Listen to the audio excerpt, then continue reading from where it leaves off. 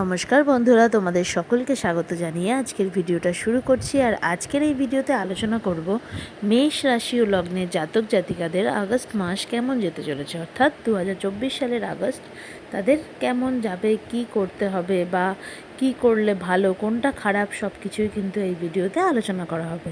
তো প্রথমেই বলবো, কেতু ও শনিদেবের অবস্থানের কারণে কিন্তু এই মাসে কর্মক্ষেত্রে একটি অস্থিরতা বা উদ্বিগ্নতা বা কাজের চাপ কিন্তু বৃদ্ধি পেতে পারে, এবং সেই কর্মক্ষেত্রে চাপ বৃদ্ধির সাথে সাথে কিন্তু মানসিক একটা চাপ বৃদ্ধিরও সম্ভাবনা রয়েছে। এছাড়াও কিন্তু যারা কোনো গৃহবধূ রয়েছে বা স্টুডেন্ট রয়েছে, তাদের ক্ষেত্রেও কিন্তু একটা মানসিক অস্থিরতা দেখা দেবে, বলতে পারো চঞ্চলতাটাও কিন্তু বৃদ্ধি পাবে। এইসব মিলিয়ে কিন্তু মানসিক দিকটা বেশ খেয়াল রাখতে হবে এই মাসে, অর্থাৎ কোনোভাবেই নিজেকে ডিপ্রেশনে যেতে দেওয়া যাবে না।